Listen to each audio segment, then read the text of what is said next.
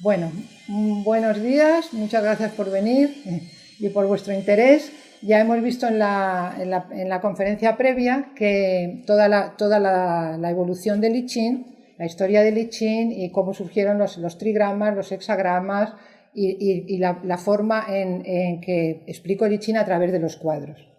Ahora, después de hacer, bueno, hice la tesis doctoral sobre el I Ching en la Universidad Complutense y después llevo como 30 años o más estudiando el I Ching y lo condensé en un libro para el público en general, que podéis consultar en mi web, y entonces explico ese libro de una manera muy sencilla que todas las personas pueden entender. Pero me quedé con una especie de frustración con relación al I Ching y por eso seguí estudiando. Y es la siguiente. Yo conozco muy bien, bueno, he hecho la tesis doctoral también sobre las filosofías chinas de confucianismo, taoísmo y budismo zen.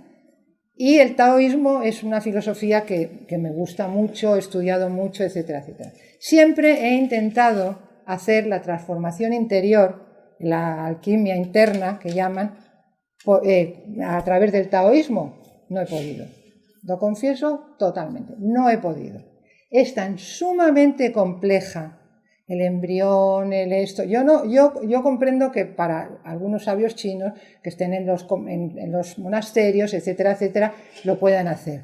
Pero es tan sumamente compleja que por más veces que yo he intentado hacer la transformación interior total e integral a través del taoísmo, no he podido hacerlo.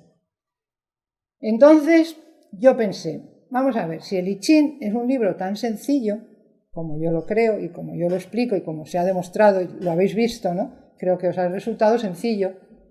La transformación interior del I Ching tiene que ser también sencilla.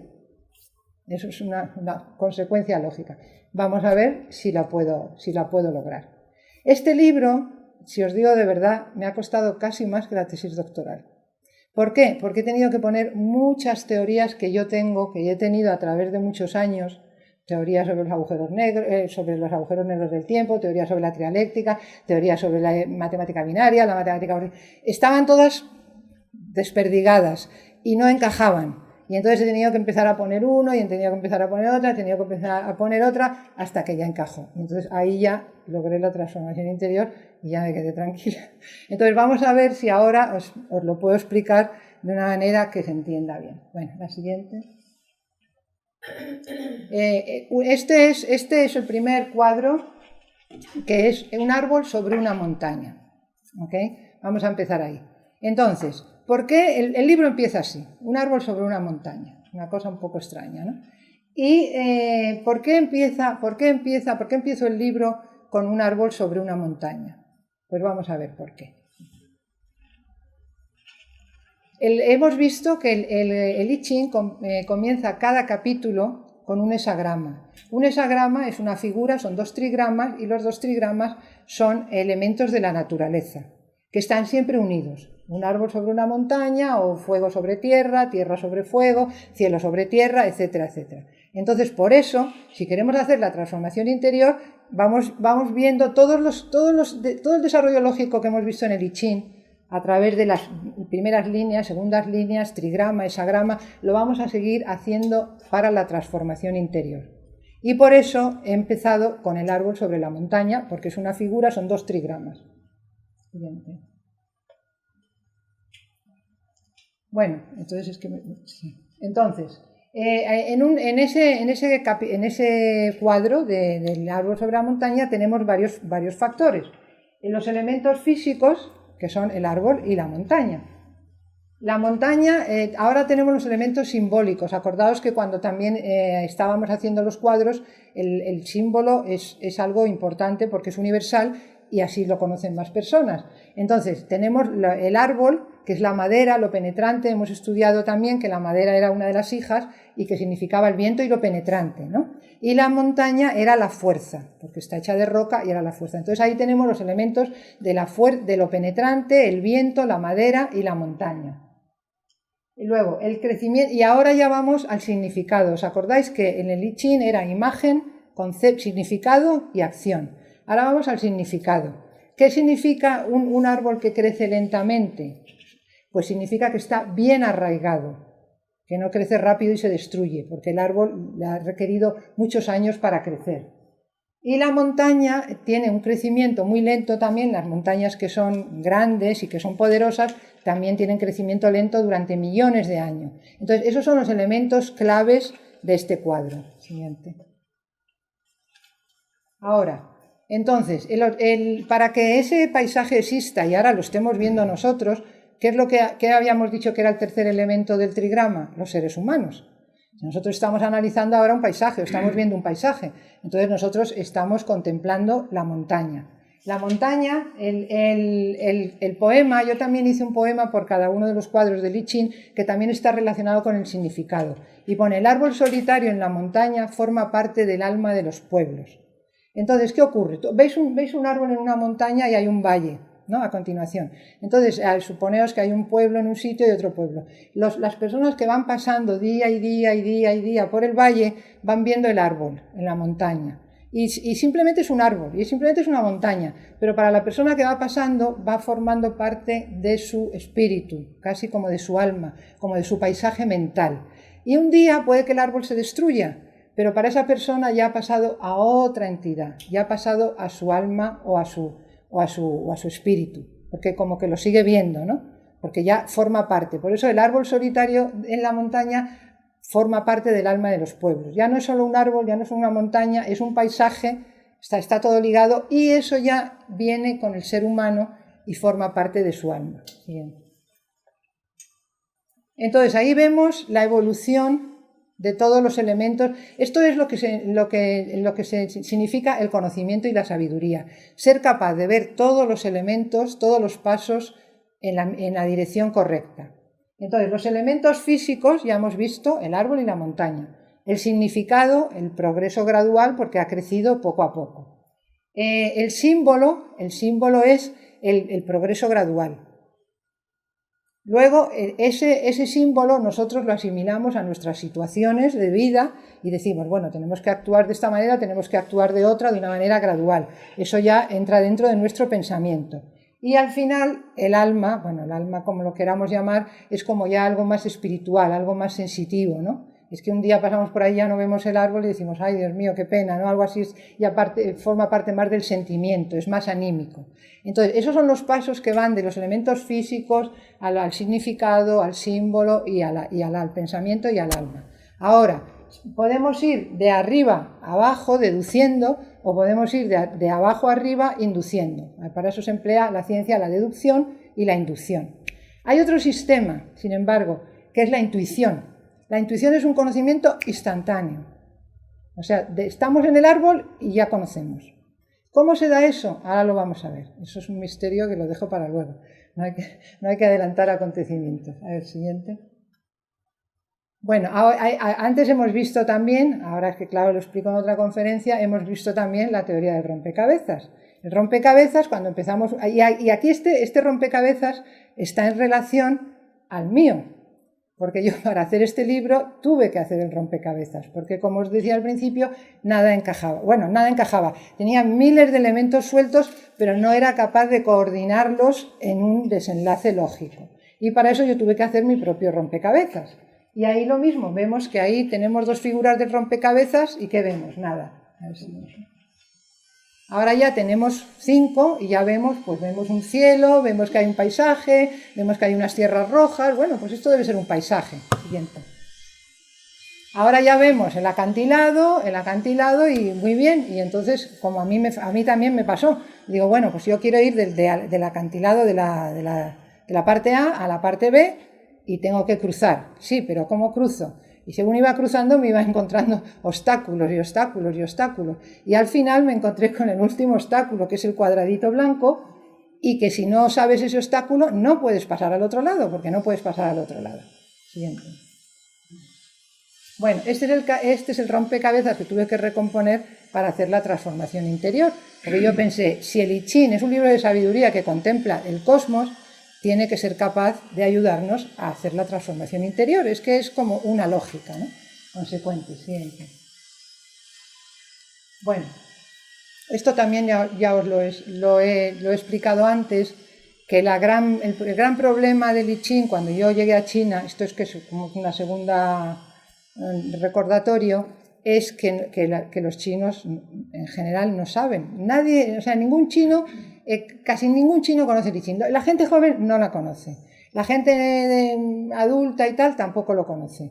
La gente mayor conoce el I Ching de nombre, y tiene alguna idea. Solamente lo conocen los profesores que están en las universidades, dando cursos de I Ching, porque casi todas las universidades hay profesores que dan cursos de I Ching. Pero claro, estos profesores están en los departamentos de filosofía. Yo he dado conferencias en departamentos de arte y de económicas, en filosofía, que había como 120 alumnos, y luego he dado conferencias en departamentos de filosofía de universidades que había 8 alumnos. Y eso es lo que pasa, que ya la gente, pues desgraciadamente, no estudia filosofía, que es muy importante. Entonces, lo que decíamos antes, existe la gran confusión en China y todo el mundo me decía que es que era un libro de adivinación. Y como era un libro de adivinación, es supersticioso. Y cuando es supersticioso, ya le ponen la cruz y ya no hay forma. Entonces, lo fundamental del I Ching es que no adivina, predice. Porque adivinar viene de una figura divina y predecir viene de decir antes de que suceda. Y eso está basado, en la ciencia está basado en eso, de decir antes de que suceda. Sí.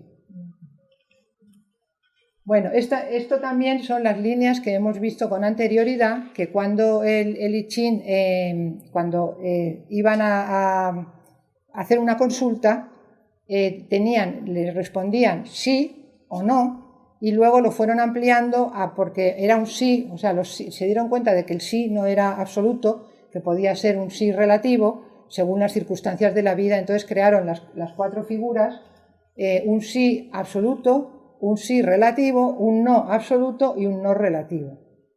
Y entonces lo explico como lo explicaba antes con el examen. Si conocéis todo el examen, va a ser un sí y un sí, 2 líneas enteras. La línea entera corresponde al yang, la línea partida corresponde al yin. Si es un sí con una línea partida, pues es un sí absoluto y a veces no, si no conocéis esa parte del examen. Si no conocéis nada, pues va a ser un no absoluto, pues no lo vais a pasar. Pero si conocéis una parte, puede que lo paséis. Aquí empieza ya la transformación del I Ching, del libro de adivinación al libro de sabiduría. Y entonces con esto luego colocaron al hombre en la parte interior, porque el hombre es el que observa la tierra y observa el cielo, y construyeron el trigrama y el hexagrama. Entonces ahí tenemos la figura del trigrama y el hexagrama. Siguiente. Bueno, esto es también la familia que hemos visto antes, el padre, la madre, los 3 hijos y las 3 hijas, cada uno con un simbolismo. El padre, el cielo, la tierra, o sea, el cielo, la tierra, la montaña, el agua y el viento, es que no lo veo ahí, el trueno, y luego el fuego, el lago y el viento son las hijas. Y con todo esto, como son 8 elementos de la naturaleza y siempre están uno encima de otro, pues hicieron las 64 combinaciones del I Ching. Siguiente. Bueno, esto es muy importante. Este símbolo lo he desarrollado yo y es un poco revolucionario porque, como veis, la primera parte, la parte de la izquierda, es el famoso yin y yang que todos conocemos, ¿verdad? Vale, pero el yin y el yang está basado en la cosmología del I Ching. El cielo y la tierra, o los opuestos, ¿no? La montaña y el lago y la montaña.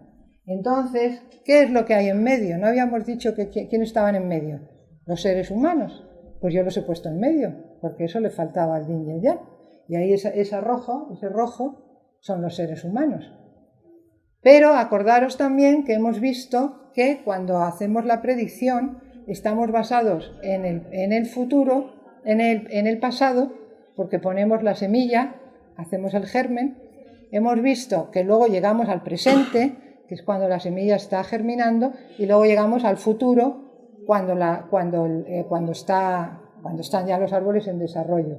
Entonces llega un momento en que pasado, presente y futuro se juntan. Ese es el momento que tenemos todas las posibilidades abiertas, porque es el momento de germinación. Y ahí es cuando ya podemos cortar el árbol y ya no germina, y podemos destruirlo y ya no germina. Pero en ese momento tenemos todas las posibilidades. Ese momento es donde se juntan el cielo, la tierra y el hombre, que es el último trigrama, o sea, el último símbolo que veis ahí, que están todos juntos. El momento en que se juntan. Se juntan en un momento igual que la tierra, o sea, el día y la noche llega un momento que se juntan y se separan, pero hay un momento que se juntan. Pues ese momento de transición, ese momento clave, porque ahí tenemos nosotros la llave para transformar la realidad y transformarnos a nosotros mismos.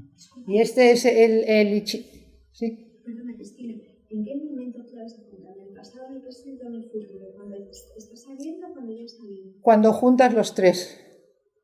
Cuando juntas los tres. Bueno, no físicamente, sino cuando juntas los tres en tu mente.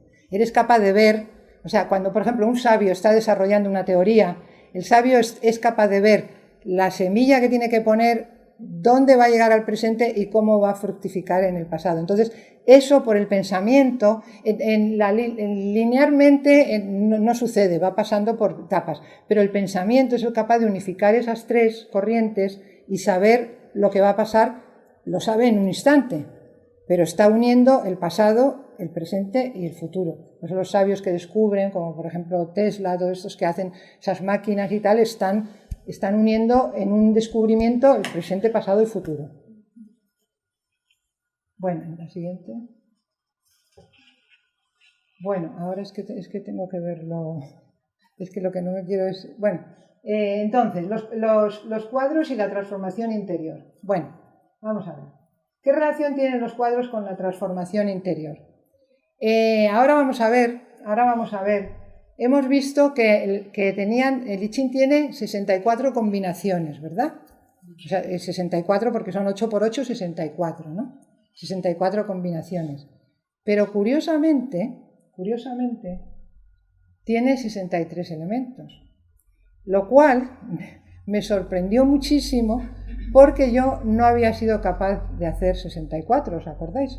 Había hecho solo 63.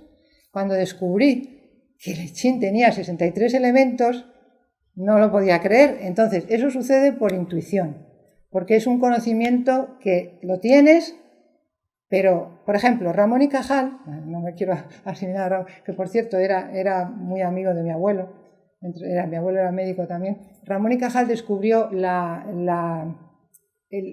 distancia que había entre dos neuronas. En el tiempo de Ramón y Cajal, que por eso ganó el premio Nobel, se pensaba que estaban juntas y que los estímulos eran eléctricos. Ramón y Cajal dijo que estaban separadas y que los estímulos eran eléctrico-químicos, los neurotransmisores. Los descubrió él. No había manera humana ni divina de saberlo, porque no había microscopios electrónicos que midieran esa distancia neuronal entre dos neuronas, pero él lo sabía por intuición. Pero la intuición no es algo mágico tampoco, la intuición es unir todo eso que sabes en un instante, que ahora lo vamos a ver también con la teoría mía de los agujeros negros del tiempo. Entonces, ¿por qué tiene 63 combinaciones el I Ching? Una cosa muy extraña que no se sabe a no ser que se emplee la matemática binaria. Por eso tuve que estudiar matemática binaria. Por eso me costó más que la tesis doctoral. No solo eso, sino matemática vorticial. ¿Por qué? Sí, con una amiga mía que es un genio en matemáticas, pues tuve que estudiar los fundamentos, no tengo mucha idea. Pero ¿por qué el I Ching tiene 63 combinaciones? Porque el I Ching no empieza en el número 1. El I Ching empieza en el número 0. Esa es la cuestión. Y ahí ya está. Y entonces, como empieza en el número 0, tiene 63 elementos. Claro, y entonces por eso yo no pude apuntar 64. ¿Os dais cuenta de lo interesante que es esto? Bueno, entonces el cero a su vez es el vacío taoísta. El cero es el vacío taoísta. Y hay un capítulo del taoísmo dice que el cero es el principio infinito y es la raíz femenina y es el valle y que nunca muere. Bueno, eso es el principio taoísta del vacío. El principio del vacío, que es el principio taoísta. Sí. Bueno, esto es muy difícil que lo veáis desde ahí, pero si veis el primer hexagrama son todas líneas partidas, ¿vale? Que sería tierra sobre tierra. Ese primer hexagrama en el I Ching binario, ahora nos vamos ya al I Ching. ¿Os acordáis que os dije que era matemática binaria pura y totalmente pura? Bueno, Entonces, ¿os acordáis que os dije que era matemática binaria? Como el 0, el 1 es el yang y el 0 es la línea partida, el yin, el primer capítulo, según la matemática binaria de Li-Chin, es 0, 0, 0, 0, 0, 0. No es el 1.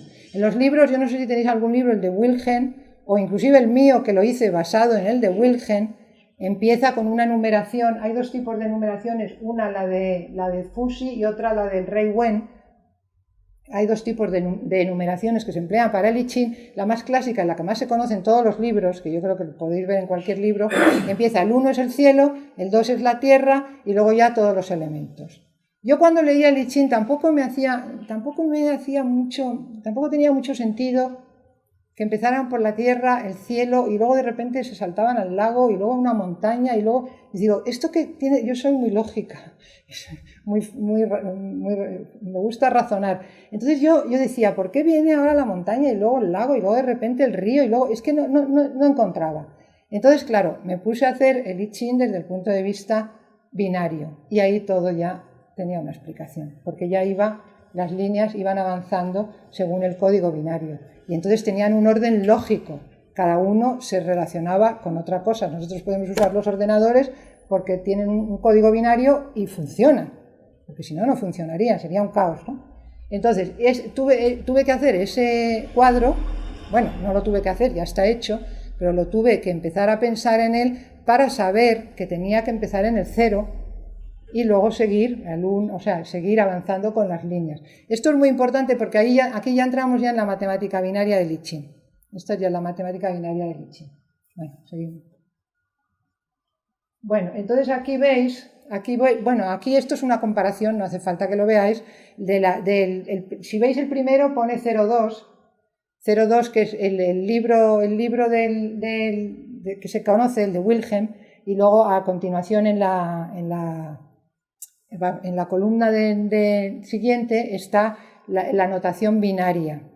Ahora, es muy importante, es que como no me puedo ver desde aquí, es muy importante que, no sé si lo veis desde ahí, si sumáis, espera, ahora tengo que ver, si sumáis esto y esto, ¿cuánto da? 1 y 62, 2 y 61, 3 y 60, pues todos, cuando están ordenados de forma matemática binaria, todos dan 63, porque el número de elementos de Li-Ching es 63. ¿Os dais cuenta? Y esto es muy importante porque luego vamos a meternos en la matemática vorticia. Bueno, siguiente. Esta es la matemática binaria. Aquí tengo que hacer también una... Bueno, no hace falta. Vamos a ver. Entonces, ahora esto es el I-Ching considerado desde el punto de vista de la matemática binaria. ¿Veis el número 1? ¿Veis ahí el número 1, no? La matemática binaria consiste y además la matemática de la vida, porque cuando hay una célula se divide siempre en 2 y las 2 células en 4 y las 4, por eso hay 64, porque no puede haber más combinaciones y el DNA es que es una cosmología, es que no puede haber más. Entonces ya no puede haber más, os voy a decir ahora por qué no puede haber más. Es que es totalmente matemático. Si 1 multiplicáis por 2, ¿qué tenéis? 2, ¿no? Ahora, si el 2 lo multiplicamos por 2, ¿qué tenemos? 4, ¿verdad? Si el 4 lo multiplicamos por 2, ¿qué tenemos? 8. Y si el 8 lo multiplicamos por 2, ¿qué tenemos? 16. En matemática vorticial se descomponen todos los números, también en numerología, creo, ¿no? Un 16 es 1, porque se consideran solo números primarios. 16 sería 1 más 6. ¿Qué es 1 más 6? 7. Por eso vemos que del 8 se va al 7. ¿Veis que del 8 se va al 7? Ahora, 16 por 2, ¿qué es? 32. Pero 3 más 2, ¿qué es? Pues se va abajo al 5. Ahora, 32 por 2, ¿qué es? 64. 6 más 4, ¿qué es? 10. 1 más 0, ¿qué es? Ya hemos vuelto al 1. Vale. Ahora, si seguimos, 64 por 2, no sé, 138 por 2, siempre nos da 1, 2, 4, 8, 7, 5, 1. Al llegar al 1, se repite de forma infinita, no hay manera de salirse de ahí. Eso es el infinito. No hay manera, según la matemática binaria, no hay más que 64 combinaciones. O sea, 64. Una vez que llegamos a 64, 6 más 4, 10, 1 más 0, 1 y vuelta a empezar. Ya podéis ser 3.428.408, vuelves a empezar. Por eso está el símbolo del infinito. Ese es el símbolo del infinito, que es un poco lo de arriba, ¿veis? Que bueno, está en esa forma para que se entienda porque está en un círculo. Bueno, pues entonces la matemática binaria tiene 64 combinaciones. Y eso es pura matemática binaria, no se puede salir de ahí. Vale, vamos a seguir. Ahora nos vamos a la matemática vorticial. Porque si habéis visto ese diagrama anterior, pon un momentito por favor el diagrama anterior. Bueno, si habéis visto el diagrama anterior, bueno, ahora tengo que venir aquí. Tenemos 1 por 2 por 4, 8, 7, 1 y vuelta a empezar, vuelta a empezar, vuelta a empezar. Por eso es el símbolo del infinito. Ahora, ¿qué pasa con el 9? Tenemos un 9 ahí, ¿no? ¿Qué pasa con el 3? ¿Y qué pasa con el 6? Se han quedado fuera del infinito. ¿Y ahora qué hacemos con ellos? ¿Cómo puede haber un infinito sin esos 3 números? Eso es un misterio. Vale, pues ese misterio no nos lo descubre la matemática binaria. Ese misterio nos lo descubre la matemática vorticial. Por eso tuve que estudiar también matemática vorticial. Bueno, vamos a seguir. Entonces, la matemática vorticial, es que me tengo que luego se puede, bueno, vamos a ver si... Bueno, la matemática vorticial consiste en que el 3 y el 6 son antagónicos, o sea, son complementarios pero opuestos. Si multiplicamos el 3 por 2, ¿qué nos da? 6. Si el 6 lo multiplicamos por 2, ¿qué nos da? 12. ¿Y 2 y 1? 3. Si el 12 lo multiplicamos por 2, 24. ¿Y qué nos da? 6. Y 6, 3, 6, 3, 6, 3, 6, 3, 6, hasta el infinito. Lo mismo pasa con el 6, por eso son complementarios y opuestos. Si el 6 lo multiplicamos por 2, 12. ¿Pero qué es 12? 3. Si 12 lo multiplicamos por 2, 24. ¿Qué es 24? 6. 3, 6, 3, 6, 3, 6, 3, 6. Estos números por eso son complementarios y opuestos, pero están fuera del infinito, fuera del círculo binario. Por eso están considerados en la matemática vorticial. A ver, siguiente. Bueno, entonces, ahora, si el 3 lo hacemos de manera binaria, si ahora en vez de multiplicarlo por sí mismo lo multiplicamos por 1, o sea, por 2, espérate, 6 por 1, 6 por 2, 3. Si vamos en secuencia lineal, 6 por 1, por 2, por 3, por 4, por 5, entonces nos da también 3, 6, 3, 3, 6, 3, 3, 6, 3. Y el 6 nos da al revés, 6, 3, 6, 6, 3, 6, 6, 3, 6. Siempre nos van a dar los opuestos y complementarios, con el 3 y con el 6. Ahora, ¿qué pasa con el 9? ¿Dónde está el 9? El 9 se nos ha perdido, ¿no? A ver, siguiente. Bueno, ¿qué sucede con el número 9? El número 9 no entra en la secuencia del infinito, ni tampoco en la vorticial de complementarios. ¿Por qué? Porque es el número único, es el eje, es el principio de todos, es el vacío, es el generador, el número es como considerado el número del universo. ¿Y por qué? Pues vamos a ver por qué.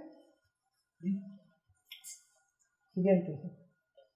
Porque siempre es fiel a sí mismo, siempre se genera él mismo a sí mismo. No pasa nada de esto con ninguno de los números. Si multiplicas 9 por 1, 9 por 18, por 27, 9, 9, 9, 9, 9, 9, 9. Y si hacéis la prueba con vuestro teléfono de multiplicar el 9 por 3.428.524, saldrá una cifra larguísima, vais descomponiendo 9. El 9 es el número mágico, o sea, el número fundamental del universo. Es el número mágico, es el vacío, es el taoísta, es el número generador, que por eso la matemática vorticial se considera como un eje. La matemática vorticial ahora que están considerando como la energía del universo, a absorber la energía del universo, es como el eje que sube y baja, es como un vórtice, por eso se llama vorticial, porque al subir y bajar lo que está arriba está abajo, lo que está abajo está arriba, pero el eje fijo, porque los demás van girando, el eje fijo, porque no se mueve nunca a sí mismo, siempre es el mismo. Lo multipliques por lo que no multipliques, el 9 siempre es 9. Entonces es el eje fijo del universo. Bueno, entonces ahí veis que es como el eje que une lo de arriba con lo de abajo y es el que puede subir y bajar, pero como eje todo lo demás va girando. En la matemática vorticial lo hacen como una especie de donut que va subiendo y bajando. Hay muchísimas cosas en el internet, si ponéis matemática vorticial muy bien explicadas y están generando energía del universo con estas premisas. Bueno, siguiente. Bueno, los agujeros negros del tiempo. Esto es una teoría que yo desarrollé en el 1987, que claro, nadie me hizo ni caso, pero bueno, da igual. Cuando lo escribí para la universidad, cuando estaba haciendo el postdoctorado, y que llamé los agujeros negros del tiempo. Ahora sabéis que ya todo el mundo lo conoce, los agujeros negros del espacio. Los agujeros negros del espacio está ya muy bien visto. Pero ¿quién habla de los agujeros negros del tiempo? Bueno, según mi teoría, no soy física, no la puedo demostrar, pero intuitivamente la conozco, los agujeros negros del tiempo son exactamente igual que los del espacio porque es tiempo colapsado. Los agujeros negros del espacio se basan en que es una gravedad, un espacio colapsado. Colapso, si veis la definición, es un espacio colapsado. Bueno, pues lo mismo sucede con los agujeros negros del tiempo. Es un espacio colapsado. Aquí, por ejemplo, hay muchas personas que hablan de la casualidad. Yo digo que la casualidad no existe, existe la causalidad. Todo tiene una causa y un efecto. Lo que pasa es que esta causa y este efecto a veces están muy separados en el tiempo. Y la gente no sabe ver que este efecto está derivado de esta causa, porque a lo mejor han pasado años.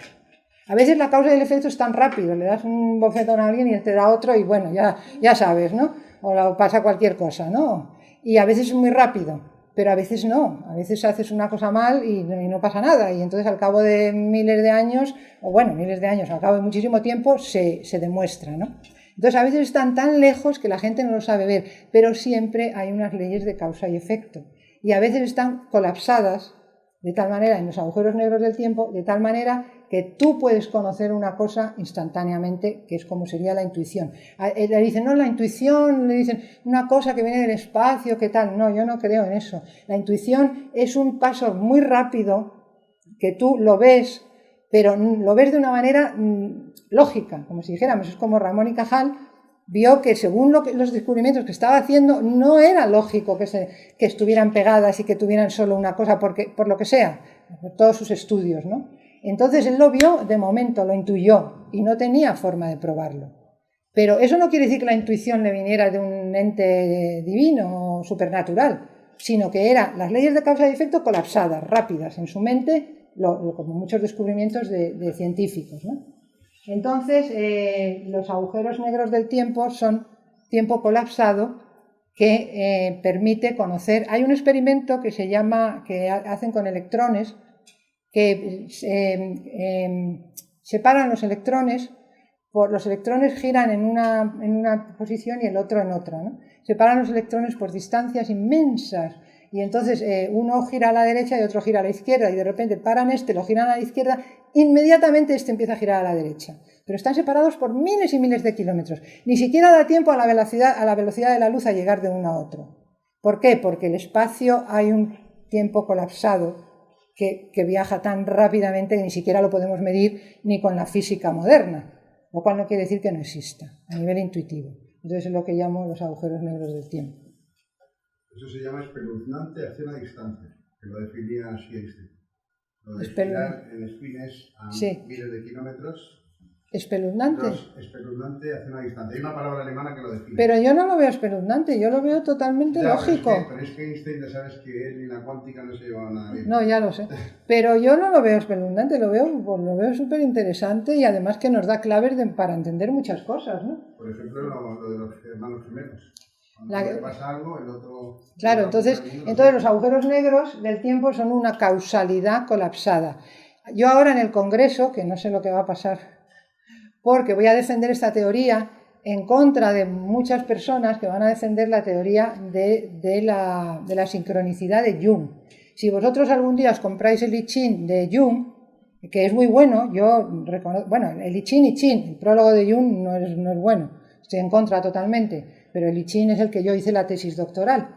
Pero ahí Ching hizo un prólogo, Jung hizo un prólogo que Jung, sorry, pero no conocía el I Ching, y lo digo así tal cual, diciendo que el I Ching seguía los principios de la sincronicidad. La sincronicidad quiere decir que dos cosas suceden en el mismo tiempo sin una relación causal. Eso es la sincronicidad. Yo estoy completamente en contra de eso. O sea, no es acausal.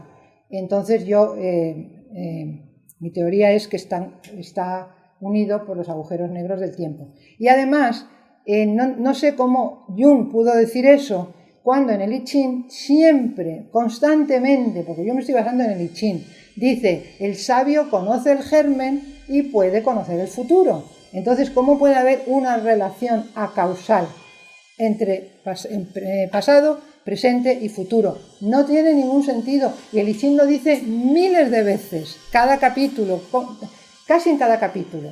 El sabio conoce el germen y puede predecir el futuro. Pues ya está, no hay nada acausal. Es totalmente científico. Bueno, sigamos. Sí, la siguiente. Bueno, entonces ahora, entonces esta ya, claro, al conocer ya os dije que había empezado con la matemática binaria, los agujeros negros del tiempo, la intuición, la inducción, la deducción, lo hacía todo y no me salía nada y era una desesperación. Entonces ya cuando llegué a la matemática vorticial y comprendí el número 9 y comprendí el 3 y el 6 y yo que había hecho 63 cuadros y que el I Ching sumaba 63 pero que al mismo tiempo tenía 64 combinaciones, pues ya todo encajó. Y entonces ya al encajar todo dije, ahora ya puedo hacer la transformación interior. Vamos a seguir. Que es algo que venís hoy.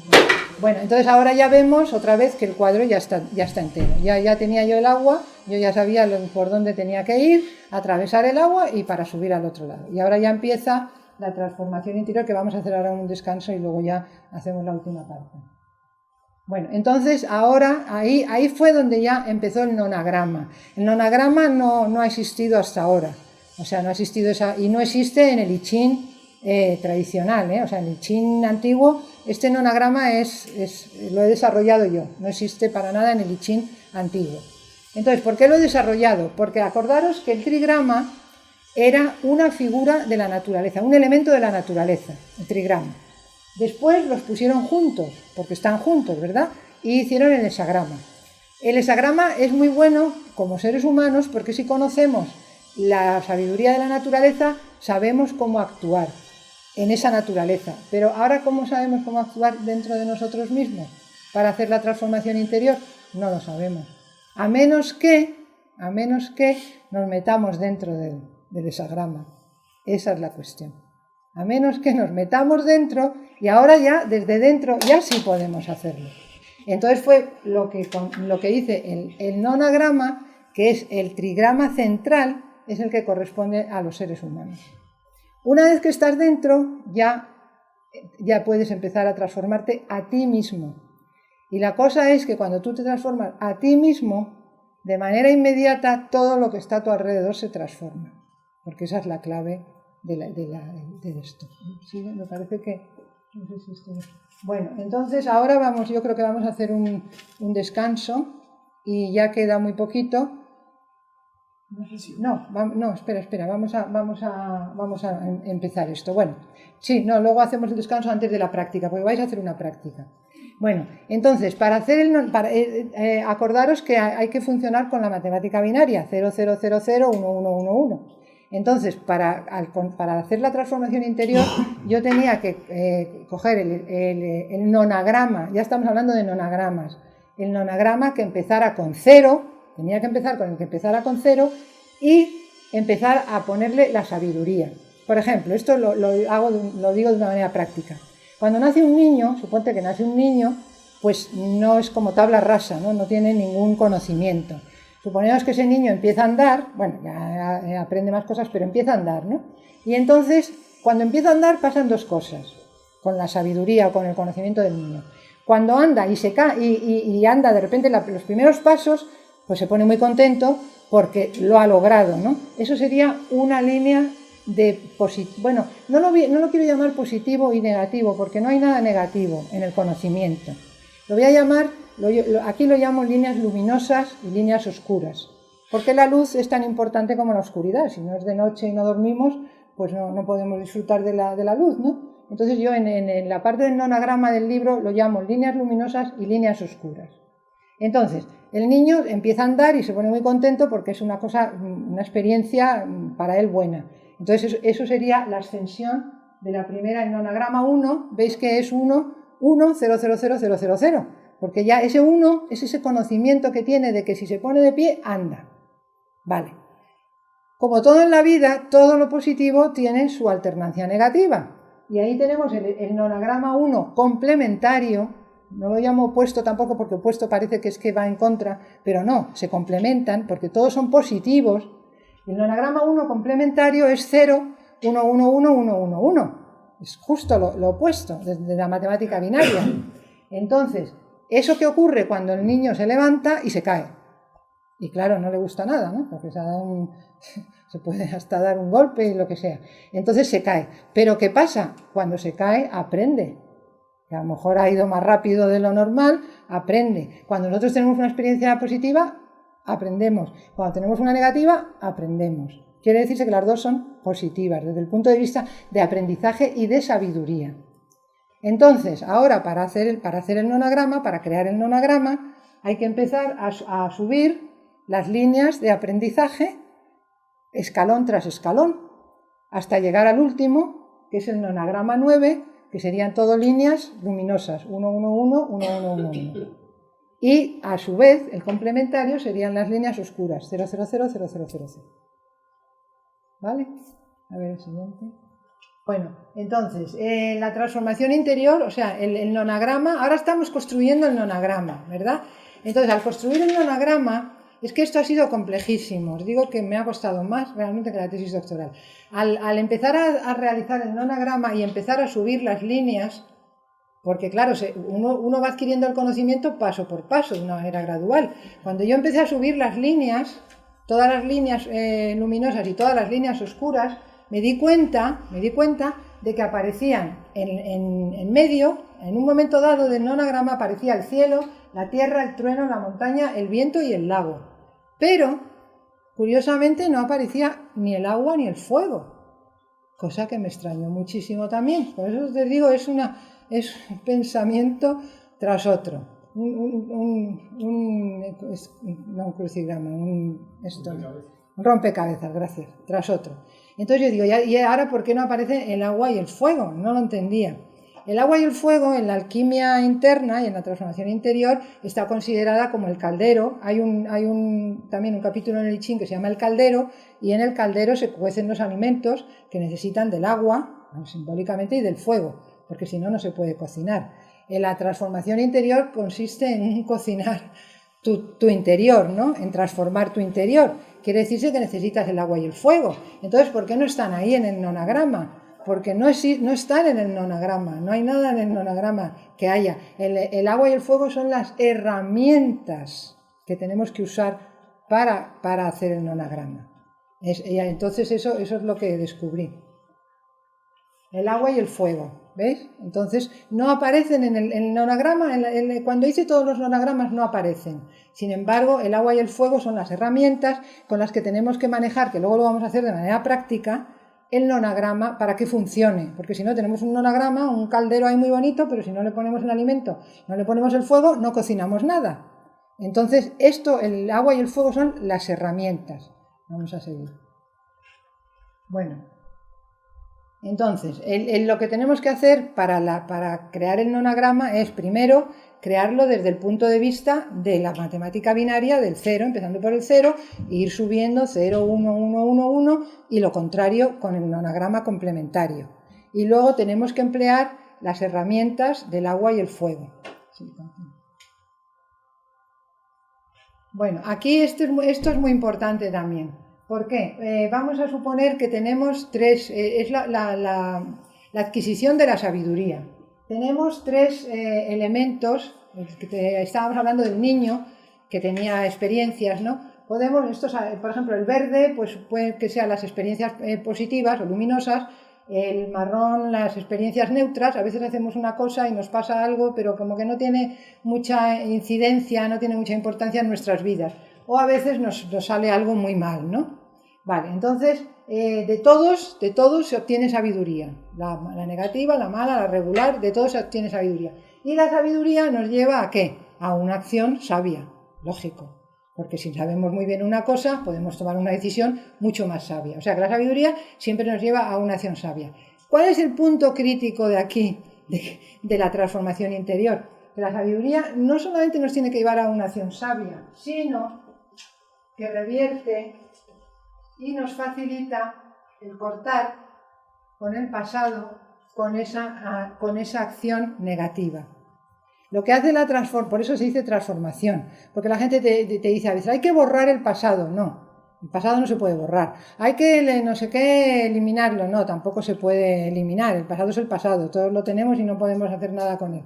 Hay que no sé qué, no se dan miles de consejos que hacer con el pasado. No, el pasado lo que lo tenemos que hacer es transformarlo. En el momento que somos capaces de cortarlo de manera experiencial y volverlo en positivo todo, porque hemos aprendido de lo malo, hemos aprendido de lo regular, de lo neutro, como si dijéramos, y hemos aprendido de lo malo, en ese momento el pasado está transformado. Y en ese momento el pasado no existe, el pasado se disuelve. Eso de hay que perdonar, hay que no sé qué, unos rollos que te dicen de la gente y tal igual, que son, no sé, yo no sé, nunca he podido ni nunca eso. Pero en el momento que tú haces esto, realmente yo os lo digo de verdad, ese pasado ya no existe, ya no tiene ningún daño, o sea, no hace ningún daño.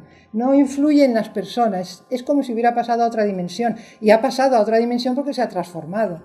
Entonces ya no hay, y la clave es también cortarlo, pero solo se corta con la transformación. No se corta sabiendo simplemente, con la sabiduría, no, se corta con la transformación interior. Y entonces ya aquí ahora la segunda parte, que ya vamos a hacer luego la práctica, pero aquí acaba la conferencia, es el nonagrama. El nonagrama es lo que realmente es la práctica de la transformación, y si veis aquí, este es el primero, nonagrama número 1, que empieza con el primer conocimiento que nosotros tenemos de, bueno, el niño he puesto el caso de que anda, pero puede ser que tiene hambre y le dan alimento, lo que sea, el primer conocimiento que uno tiene de lo que sea. Entonces ahí es donde hay que empezar el nonagrama. Son 9 nonagramas y 9 complementarios, porque van subiendo las líneas hasta llegar al final. Entonces son solo 9 y 9.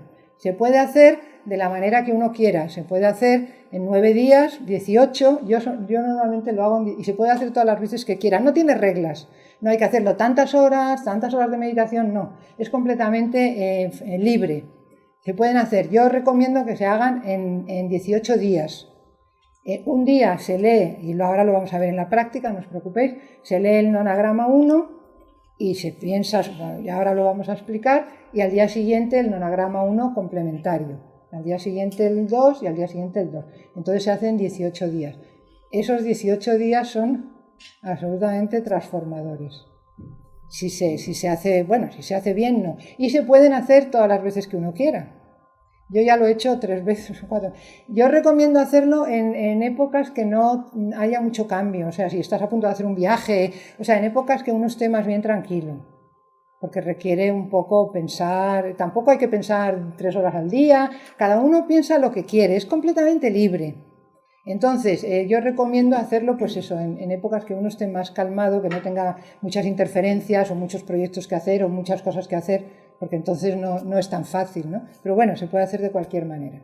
Y entonces, en mi libro, claro, está todo el desarrollo de todos los 18 nonagramas. Y ahora en la segunda parte vamos a hacer uno, el primero, y vamos a hacerlo en la práctica. Bueno, pues gracias, vamos a hacer un descanso y luego seguimos.